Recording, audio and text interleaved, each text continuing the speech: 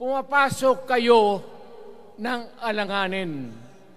Mr. President, baka susunod ka sa dinaanan ng tatay mo. Diyan ako takot. Ayaw ko mangyari sa iyo yan. Pabor lang, ako namang nagmamakaawa kasi it will divide the nation at madugo itong panahon na ito. Pag pinilit mo ito,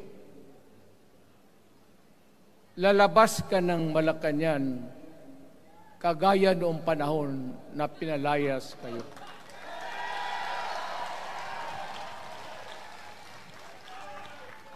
Alam ninyo, kung hindi na talaga ito mapigilan, nandyan ang military pati pulis, makinig kayo.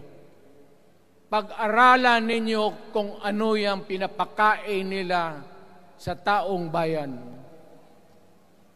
At pagka nakita ninyo kung ano ang mali, you correct it. Nasa inyong kamay na yan.